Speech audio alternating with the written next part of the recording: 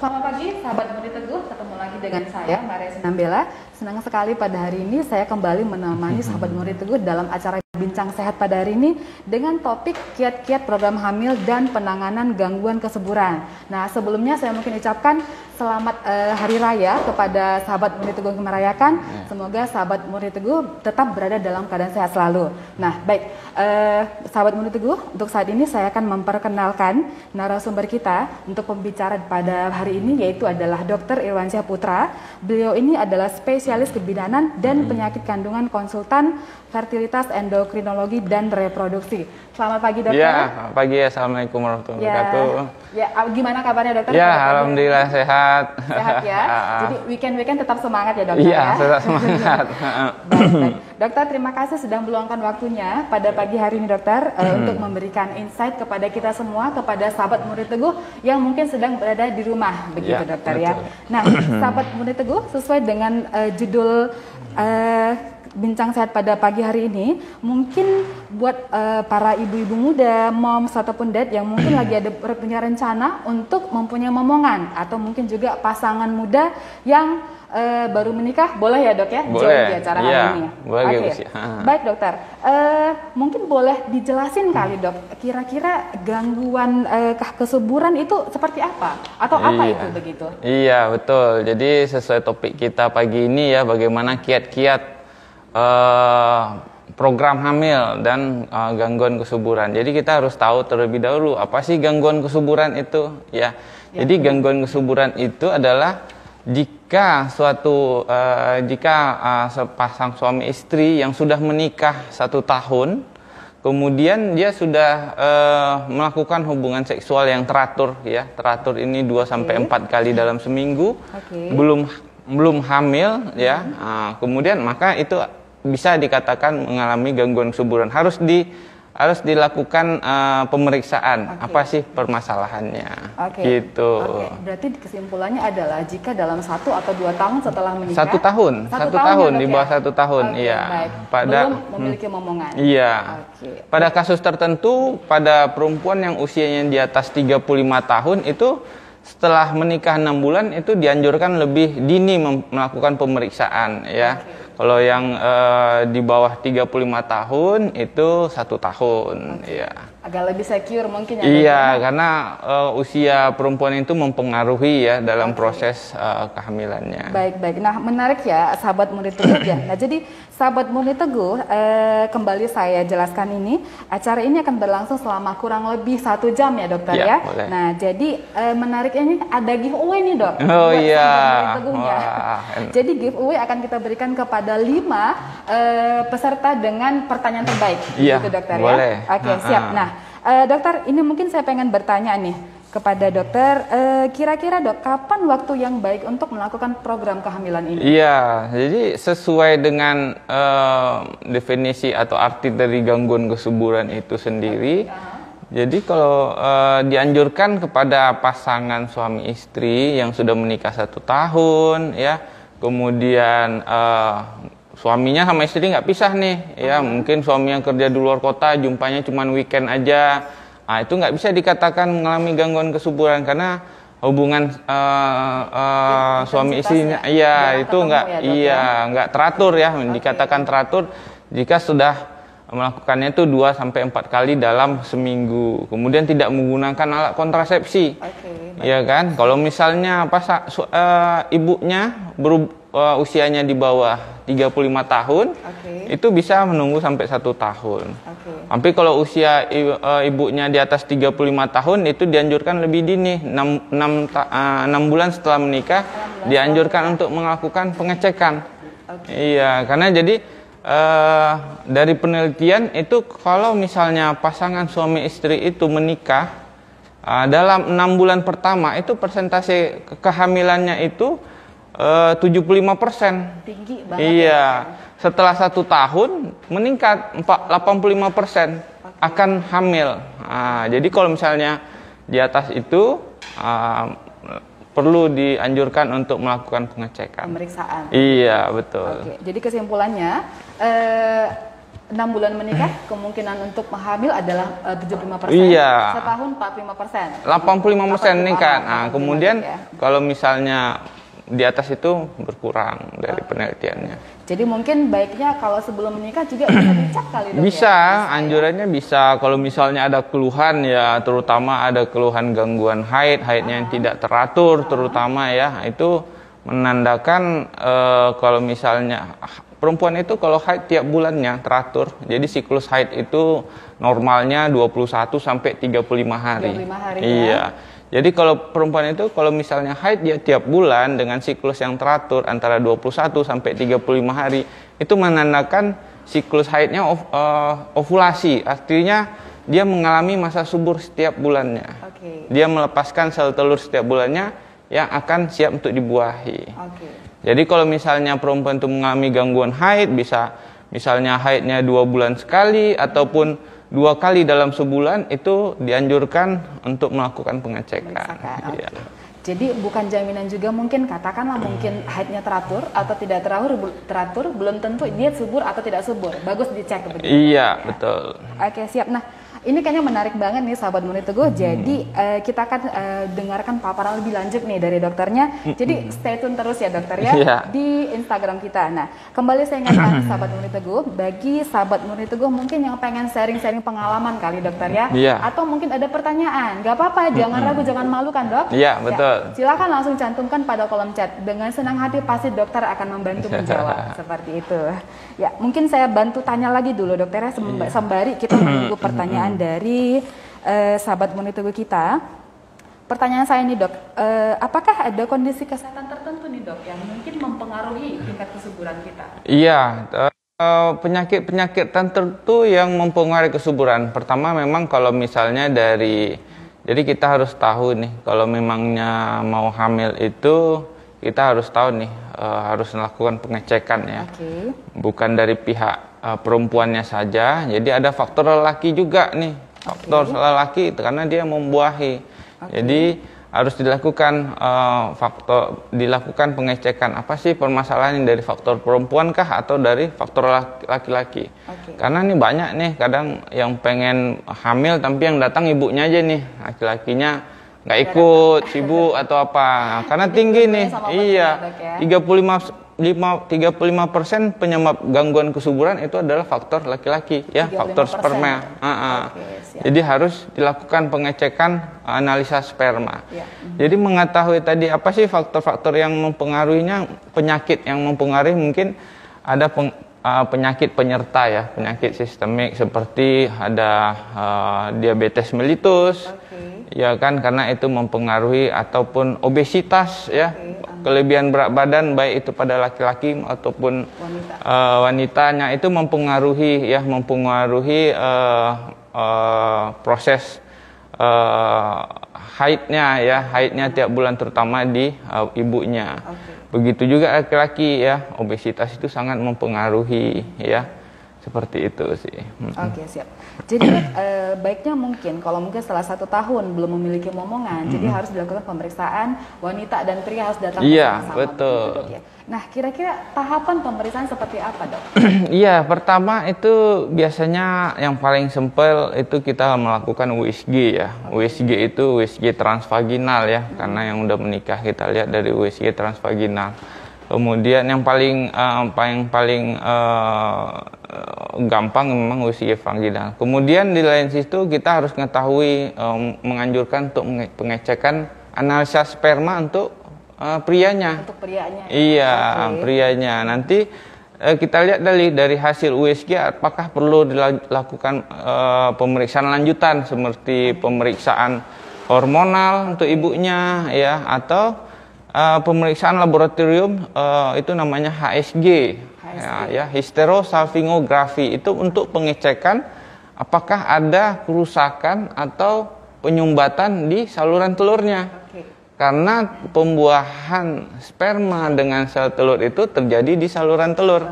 Jadi kalau misalnya ada kerusakan atau penyumbatan, maka tidak akan terjadi pembuahan alami. Kita harus obati itu dulu. Baru nanti ada tingkatannya. Dari berdasarkan pemeriksaan awal kita bisa anjurkan nih, ini program hamilnya bagaimana. Iya, begitu. Oke, siap. Nah, jadi kalau misalkan pasangan suami istri nih yang datang melakukan tahap-tahap pemeriksaan tersebut, kalau dari sisi wanitanya, apakah datang pada saat mungkin menstruasi atau mungkin saat sedang bebas menstruasi atau bagaimana? Iya, untuk pemeriksaan awal sih sebenarnya nggak dipatokin ya, kapan mau datang untuk pengecekan. Memang tapi untuk memulai suatu program hamil biasanya dianjurkan hari kedua haid atau hari ketiga haid ya. Tapi untuk pemeriksaan awal sebenarnya tidak harus hari kedua haid ya, bisa kapan saja untuk tahap awal edukasi terlebih dahulu. Pemeriksaan awal bisa aja kapan saja. Oke, seperti konseling begitu. Iya, nanti baru dilakukan edukasi permasalahan apa. Untuk pengecekan lanjutkan biasanya dianjurkan datang hari kedua atau hari ketiga haid. Oke, siap. Kalau misalkan dari sisi suami, apakah ada persyaratan tertentu begitu? Oh, suami nggak ada. Suami yang penting mendampingi istrinya berobat, mungkin dan mendapat edukasi yang tepat ya, edukasi yang tepat. Apa sih permasalahannya ya? Karena kalau dari penyampaian dokter ke suami ataupun dari istri ke suami beda ya kan? Kadang bahasa bisa berbeda. Iya, seperti itu. Kita kan bukan mencari permasalahan, kita mengedukasi. Kira-kira apa sih permasalahannya, apa sih penyebabnya seperti itu. Oke, baik dokter. Nah, menarik banget ini ya. Nah, ini ada pertanyaan dokter dari Jane. Dari Mbak Jen ya, selamat pagi, terima kasih sudah bergabung di acara IG Live pada pagi hari ini. Pertanyaannya adalah, apakah obat-obatan tertentu dapat berpengaruh pada kesuburan, dok? Iya. Bantu jawab. Obat-obat tertentu seperti saya bilang tadi. Jadi kalau misalnya si ibunya ada penyakit penyerta, ya, seperti diabetes mellitus, ibunya menggunakan konsumsi obat gula, ataupun pasiennya sebenarnya kalau obat-obat yang mempengaruhi kesuburan sih sangat jarang ya, jarang. Cuman ada apakah si ibunya menggunakan ada penyakit penyertanya seperti hipertensi, diabetes mellitus, ataupun sering sakit kepala, itu disertai dengan gangguan haid yang tidak teratur, kita curiga ada yang namanya hormon prolaktin. Itu apa? Iya, hormon prolaktin itu hormon yang memicu terjadinya munculnya air susu ya. Itu kadang-kadang menyebabkan haidnya tidak teratur. Ya, biasanya pasien mengeluhkan selain haid yang tidak teratur, itu sering sakit kepala. Ya, itu mempengaruhi, itu ada gangguan hormon di otaknya. Iya, prolaktin. Jadi itu salah satunya kalau misalnya pasiennya mengalami gangguan haid, salah satu pemeriksaan yang dianjurkan ada pemeriksaan hormon prolaktin. Oke, siap. Nah, misalkan nih dok, mungkin saya bantu dengan pertanyaan lagi begitu ya. Katakanlah seorang ibu mungkin ada riwayat diabetes begitu dan mengkonsumsi obat-obatan diabetes. Nah, pada saat perencanaan untuk kehamilan, apakah ibu ini mengkonsumsi obat? Misalnya nih, ibunya dikasih obat-obat tertentu untuk membantu supaya cepat hamil mungkin ya dok ya. Nah, jadi obatan dia apakah tetap dikonsumsi untuk obat-obatan diabetesnya atau berbarengan atau bagaimana, dok? Ya, sebenarnya kalau misal berbarengan sebenarnya nggak ada masalah ya. Pengobatan diabetes mellitus juga prinsipnya kontrol kadar gula darahnya saja. Cuman kalau misalnya pasiennya disertai dengan obesitas, itu pasti haidnya terganggu, haidnya nggak teratur, bisa 2 bulan sekali, 3 bulan sekali. Ya, jadi prinsipnya pada kasus itu memang lifestyle ya, perbaiki pola hidupnya ya, bisa dengan olahraga, diet gizi yang berimbang ya. Kemudian yang paling utama adalah olahraga. Jadi pola hidup sehat. Iya, lifestyle-nya harus diubah ya. Oke, baik. Nah, ada pertanyaan kembali dokter, ini dari Bapak Sandi mungkin ya. Mungkin Bapak Sandi dalam program untuk hamil kali dengan istrinya dokter ya. Apakah harus mengkonsumsi vitamin atau suplemen tertentu agar cepat hamil bagi? Iya, kalau untuk kita cerita dua-duanya ya. Kalau untuk ibu kita anjurkan untuk mengkonsumsi asam folat ya, minimal itu 400 mikrogram per harinya. Ya, Kalau misalnya untuk tadi karena kebetulan Bapak nanya, kalau laki-laki sebenarnya kita harus melakukan pengecekan terlebih dahulu ya. Kalau misalnya dilakukan analisa sperma ya, pemeriksaan spermanya bagus, baik itu dari jumlah, dari pergerakan ataupun dari bentuk spermanya, suplemen-suplemen sih perlu aja ya, seperti bisa kita berikan zinc atau antioksidan, tapi terutama memang pola hidup si suami harus bagus ya, kemudian gizinya harus juga berimbang, itu aja sih. Kalau suplemen tergantung dari pemeriksaan analisa spermanya, perlu nggak melakukan diberikan pengobatan penunjang atau tidak gitu. Oke, seperti itu dokter ya. Nah tadi kalau saya tidak salah tadi dokter ada jelaskan mengenai harus beberapa tahapan pemeriksaan, mungkin hormon dan sperma, dan juga di wanita itu adalah pengecekan indung telur begitu dok ya. Nah let's say misalkan terjadi penyumbatan nih atau terjadi masalah pada indung telurnya, nah mungkin secara alami sang ibu tidak bisa hamil. Jadi kira-kira solusinya seperti apa dok? Iya, jadi kalau misalnya terjadi kerusakan atau infeksi ya, penyumbatan di saluran telur itu tergantung nih apa sih kerusakannya. Jadi perempuan itu mempunyai dua saluran telur, ya kanan dan kiri, karena dia mempunyai indung telur. Indung telur inilah yang menghasilkan setelur setiap bulannya. Jadi kalau misalnya dari saluran telur ini terjadi penyumbatan, jadi kalau misalnya satu terjadi sumbatan, kalau misalnya saluran telur satu lagi masih bagus, tidak terjadi penyumbatan ataupun ada infeksi terutama cairan ya, namanya hidrosalping. Ini paling banyak penyebab salah satu gangguan kesuburan juga. Karena cairan di saluran telur yang bersifat infeksi ini bisa mengganggu si sel telur, sperma ataupun embrio yang menempel di rahim itu.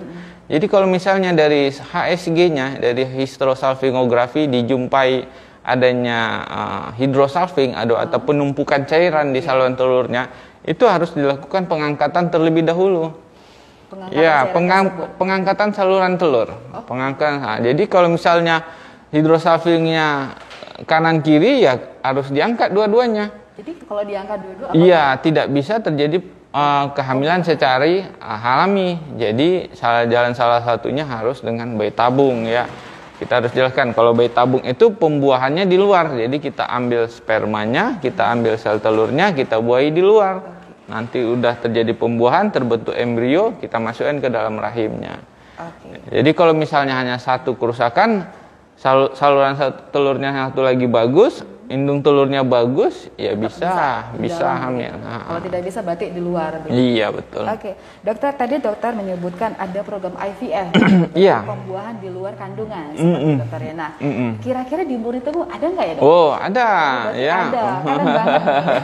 Apakah dokter ikut handle untuk ini? Iya jelas, itu bagian saya. Jadi udah jalan 4 tahun ya IVF Murni Teguh ya, klinik kesuburan ini. Siap. Mungkin boleh dibantu kali dokter, kalau mungkin para moms ataupun daddy yang pengen ketemu dokter konsul kali, dokternya ada setiap hari apa? Ada, nanti appointment aja, setiap hari saya ada, pagi biasanya jam 9 sampai jam 11. Setiap hari ada dokter ya, jadi jangan ragu buat datang. Betul. Gitu. Boleh mungkin booking dari Instagram kita, ataupun booking secara online dari website di rsmurniteguh.com, begitu dokter ya. Dokternya pasti welcome banget ini untuk bantu jelasin, begitu. Dokter ada pertanyaan kembali nih. Ini mungkin sudah dijawab tadi ya, mengenai pola makan, rutinitas olahraga, atau gaya hidup untuk ibu hamil. Mungkin dokter sudah jawab tadi, begitu ya. Kita skip saja.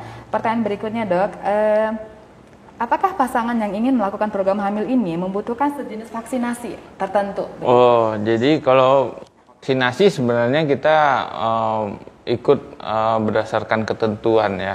Jadi kalau sekarang ini memang diwajibkan untuk vaksinasi, cuman tetap di IVF Murni Teguh setiap pasangan yang akan melakukan pengobatan untuk program hamil, kita anjurkan untuk pemeriksaan swab ya terutama. Cuman kalau ada hubungannya atau tidak, sebenarnya tidak ada. Untuk kesehatan sekarang kita anjurkan tetap untuk vaksinasi ya. Betul. Untuk pemeliharaan kesehatan. Iya betul. Siap. Berarti tidak ada hubungannya tapi tetap dianjurkan. Iya, sekarang semuanya kan dianjurkan untuk wajib vaksin ya. Baik dokter. Ada pertanyaan kembali ini dokter dari Mbak Wulansyah. Mbak Wulansyah, selamat pagi. Terima kasih sudah bergabung dalam Bincang Sehat bersama Dr. Iwaransyah Putra pagi hari ini.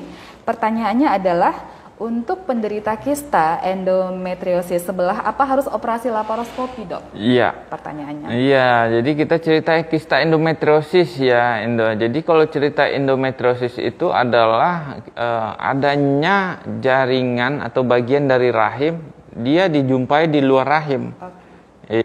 Ini tadi cerita kista, berarti dijumpainya jaringan rahim di luar rahim. Ini di indung telur, di makanya dia menjadi kista, kista endometriosis atau kista coklat. Kenapa dikatakan kista coklat? Karena isinya seperti coklat. Iya, jadi gejalanya itu biasanya ditandai dengan nyeri haid ya, nyeri haid yang berlebihan. Ini bisa mengganggu kesuburannya karena itu di ovarium bisa mengganggu kualitas sel telur, jumlah sel telur si perempuan itu, ya. Bisa juga dari nyeri haid itu bisa mengganggu si saluran telur. Jadi menyebabkan kerusakan di saluran telur. Kalau kerusakan telurnya terganggu bisa tidak terjadi pembuahan juga. Jadi kalau cerita tadi pengobatan kista endometriosis, kita harus lihat nih bagaimana ukuran dari kistanya itu. Ya. Bagaimana ukurannya? Kalau kemudian ada faktor-faktor lain, kita sudah berapa lama menikah, kemudian usia si ibu, ya kan, pemeriksaan cadangan sel telur, kemudian kita lihat juga faktor spermanya. Okay. Kalau misalnya ukurannya memang sudah di atas 7 cm, itu kita anjurkan operasi ya. Iya.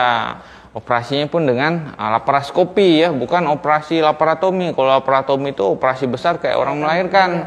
Kalau laparoskopi ini operasi teropong, jadi untuk meminimalkan kerusakan organ reproduksi bagian dalamnya. Karena kalau misalnya bisa aja laparotomi itu, operasi itu bisa memperberat untuk program hamilnya juga. Berarti berpengaruh, dokter? Iya, jadi makanya lebih dianjurkan untuk laparoskopi. Jadi perlu atau tidak laparoskopi tergantung nih dari ukuran kistanya.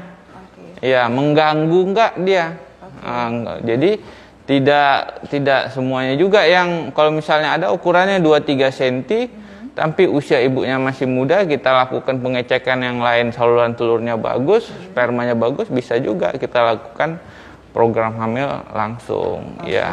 Berarti tergantung kondisi ibu. Iya, jadi kita tidak bisa disimpulkan dari ada kista harus dioperasi, tidak. Jadi harus kita lihat faktor-faktor yang lain, terutama dari ukuran ya. Ukuran kistanya, dia mengganggu pembuahan atau tidak, seperti itu. Kalau di atas 7 cm ya kita anjurkan operasi, pasti mengganggu. Iya, benar.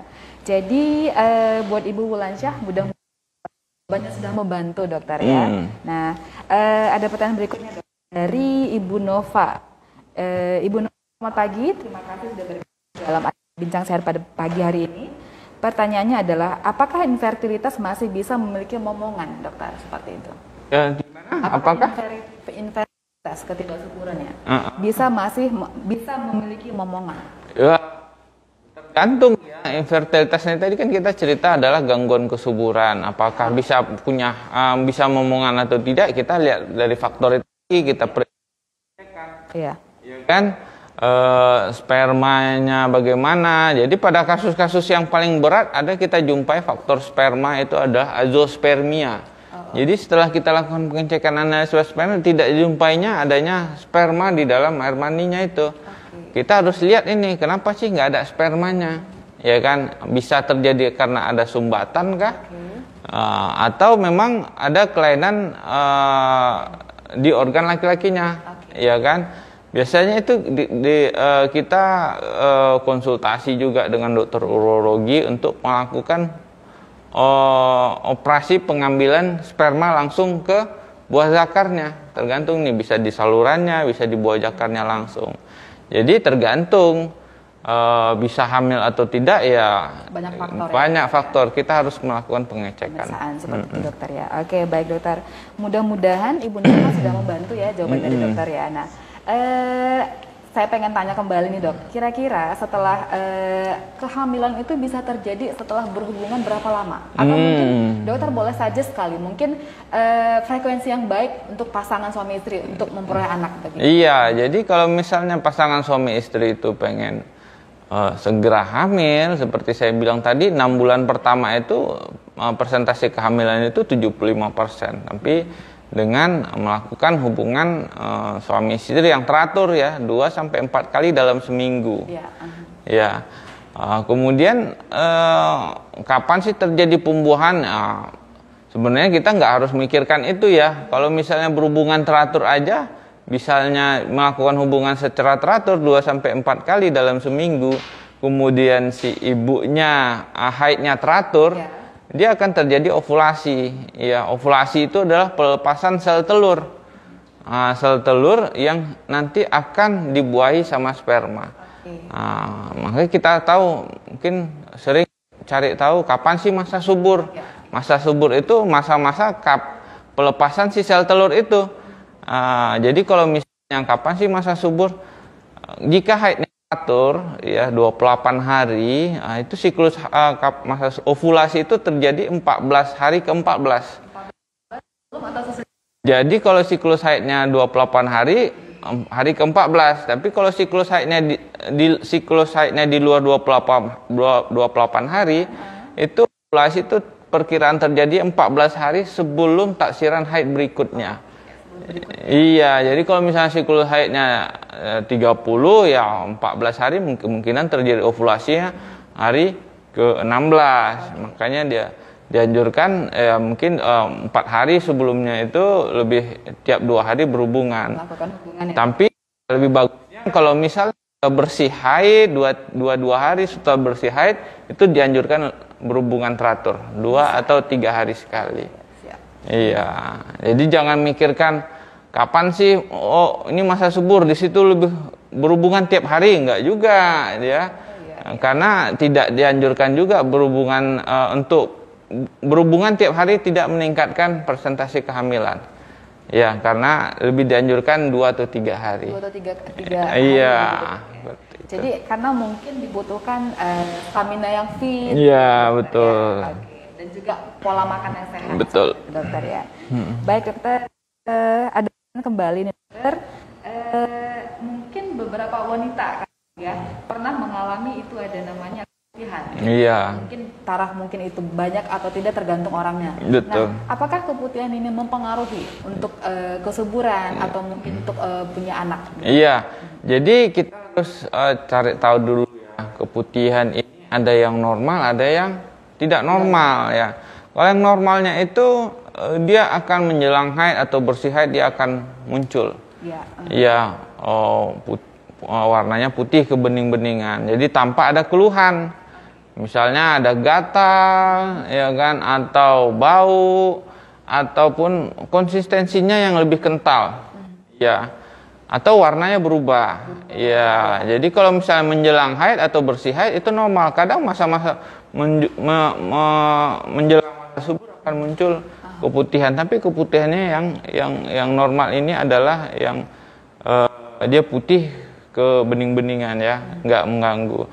Jadi kalau misalnya ada keluhan seperti mulai gatal, bau ataupun konsistensinya yang lebih ya kental ya, itu mengganggu jelas karena itu infeksi ya. Sumber infeksi. Dia bisa mengganggu pergerakan sperma. Dari misalnya terjadi hubungan penetrasi, spermanya dikeluarkan di liang vagina, itu bisa mengganggu pergerakan sperma untuk ke dalam rahim si keputihan itu. Jadi menghambat seperti iya, tapi harus kita pastiin ini keputihannya yang normal atau tidak. Nah, jadi makanya kalau misalnya ada keluhan ya dianjurkan untuk pengecekan, ya kan. Nah, terutama bisa kita lakukan pap smear terlebih dahulu, ya kan. Kita harus tahu.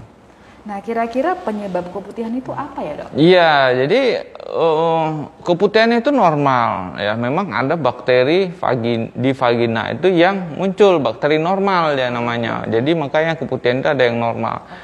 Jadi kalau misalnya yang menyebabkan si bakteri yang normal ini berubah menjadi yang nggak normal, itu Dari pH si vaginanya itu sendiri. Kalau misalnya kebersihannya terganggu, ya kan kurang, higienisnya kurang, atau yang menyebabkan pH vagina itu berubah.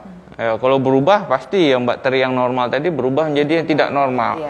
Ya, seperti penggunaan antiseptik yang berlebihan, ya, atau kemudian higienis yang kurang ya, higienis pemakaian celana dalam atau apa. Atau memang faktor alergi juga bisa menyebabkan alergi. Misalnya gonta-ganti deterjen nih untuk mencuci pakaian dalamnya, ya kan?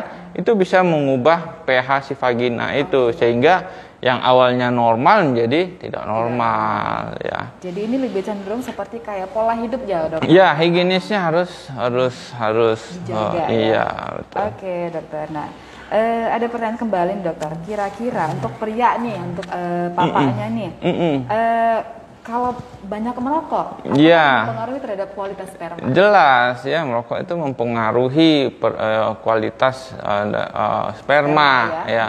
Jadi banyak faktor, terutama memang merokok lifestyle, misalnya aktivitas yang kurang, obesitas itu mempengaruhi jumlah atau kualitas sperma.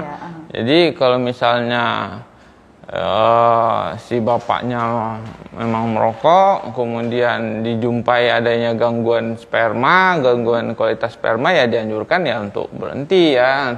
Jadi jangan bertolak belakang di satu sisi. Tapi usahanya tidak ada, jadi itu mempengaruhi. Iya, betul. Oke, dokter. Jadi mungkin buat para pria-pria nih, para dede yang pengen lagi program hamil, istrinya hamil begitu, ya tetap jaga kesehatan juga dan jaga pola hidup. Iya, betul. Ya. Karena dari pria mempengaruhi sebesar 35%. Iya, 30 faktor sperma itu adalah penyebab gangguan kesuburan. Oke, siap, dokter. Ada pertanyaan kembali, dokter, dari Ibu Nita nih ya. Ibu Nita, selamat pagi.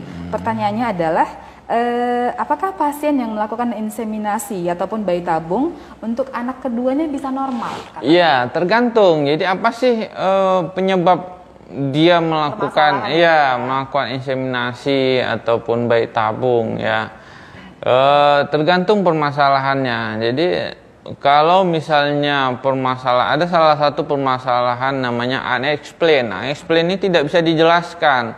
Ya, setelah kita lakukan pemeriksaan, spermanya bagus, si ibunya juga bagus, nggak ada gangguan, jadi belum terjadi kehamilan. Kalau misalnya setelah dianjurkan program hamil, kita lakukan inseminasi atau IVF, ya kan?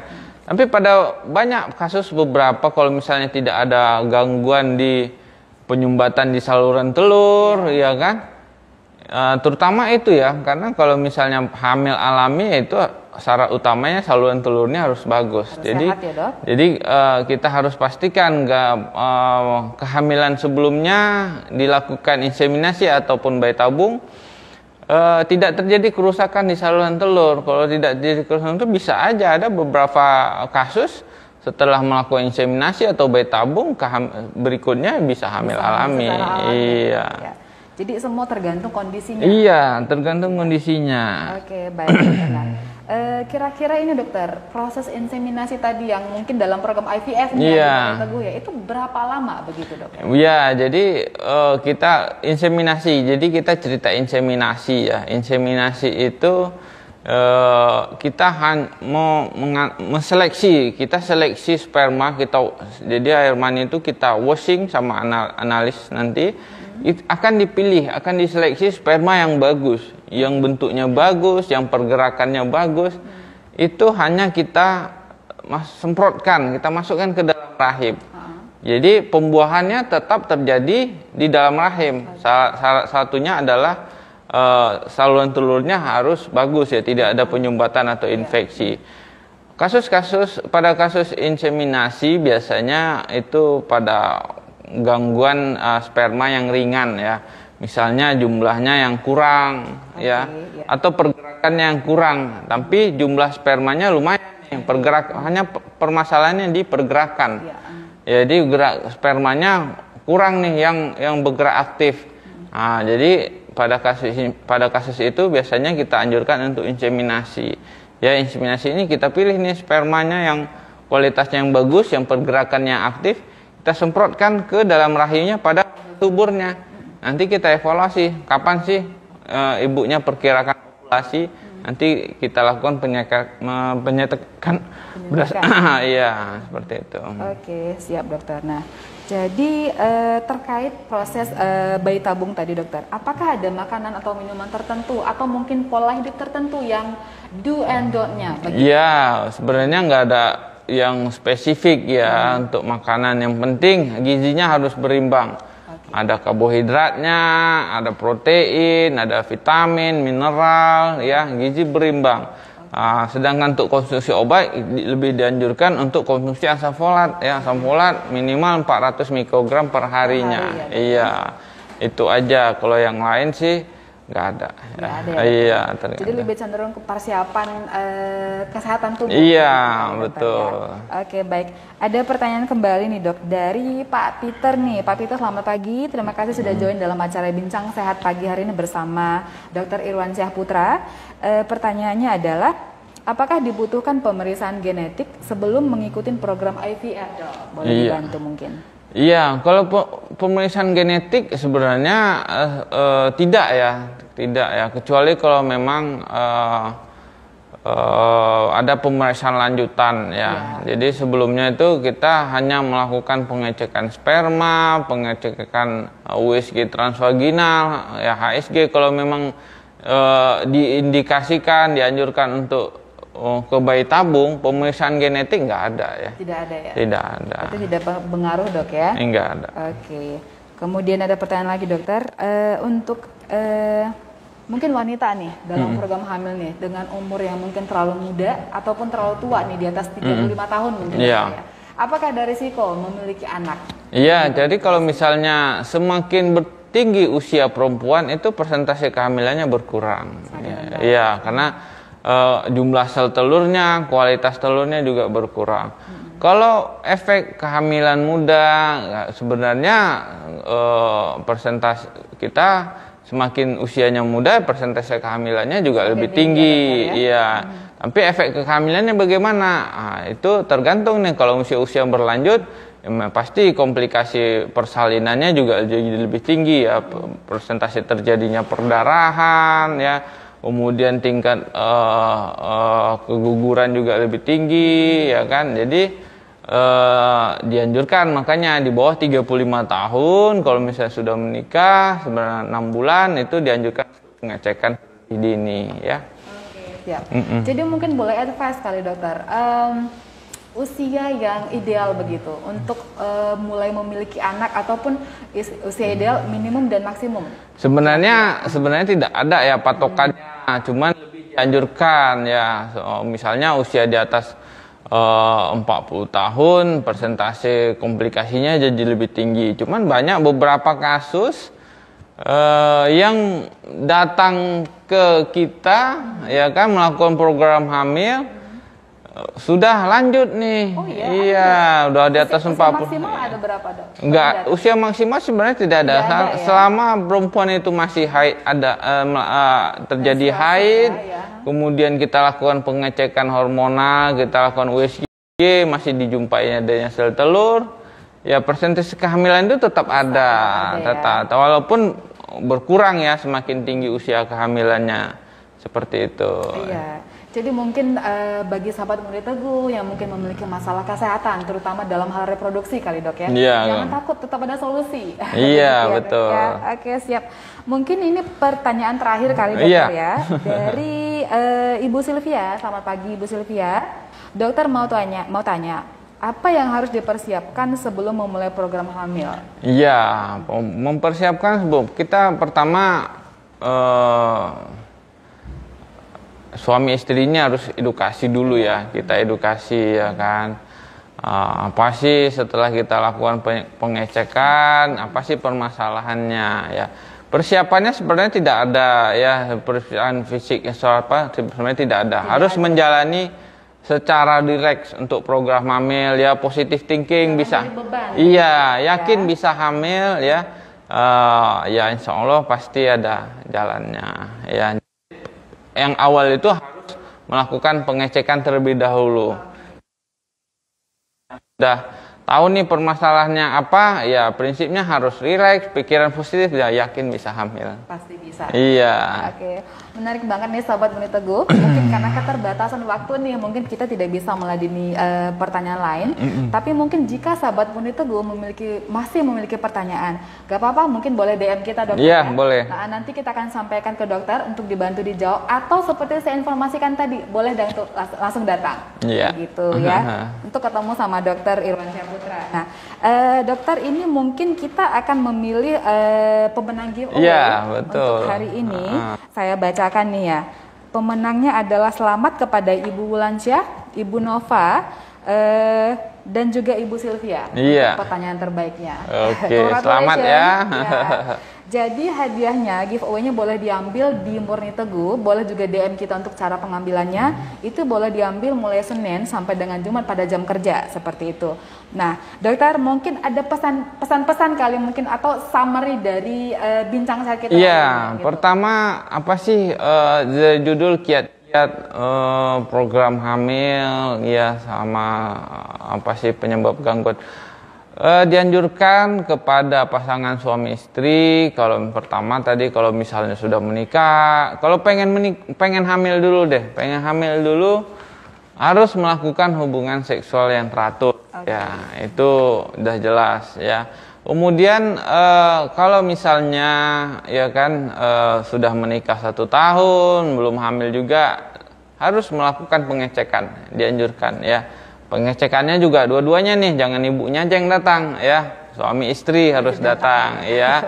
Kemudian kalau misalnya terutama ada permasalahan seperti ada gangguan haid, ya haid yang tidak teratur, itu harus lebih dini nih pengecekannya ya, pengecekannya. Kemudian kiat-kiatnya juga tidak harus sudah menikah ya, sebelum menikah juga bisa kita konseling ya, konseling juga bisa, pranikah bisa kita konseling apa sih kiat-kiat untuk meningkatkan kehamilan ya kan. Kemudian untuk yang lain seperti harus lifestyle-nya yang bagus ya, olahraga, diet sehat ya, gizi yang berimbang ya. Ya, jadi itu bisa meningkatkan proses terjadinya kehamilan. Oke, jadi tetap ya sahabat Murni Teguh, memiliki pola pikir yang positif, ya, dok, betul. ya, pola hidup sehat ya. Dan olahraga. Iya, betul. Nah, dokter, terima kasih dokter sudah paparannya sudah sangat menarik banget dan betul, sangat memberikan insight yang menarik. Semoga bermanfaat bagi ayah dan bunda ya. Iya, kepada ayah dan bunda dan sahabat Murni Teguh begitu iya, dokter. Betul. Ya, gak hanya yang sudah married, yang pengen married juga iya, bisa boleh. ya dokter ya. Oke, sahabat Murni Teguh, terima kasih sudah join pada acara Bincang Sehat pada pagi hari ini. Mungkin kita akan kembali terus adakan acara seperti ini mungkin dengan Dokter Irwansyah ataupun dokter-dokter lain begitu ya, dok betul. ya. Jadi tetap stay tune, tetap follow, boleh di follow juga Instagram kita Murni Teguh Hospitals, atau juga kita ada nih dok Instagram yang khusus untuk memberikan informasi mengenai IVF Center. Yaitu adalah @murniteguh.ivfcenter. Nah, begitu. Jadi sahabat Murni Teguh, sekali lagi saya ucapkan terima kasih, salam sehat dan sampai jumpa kembali.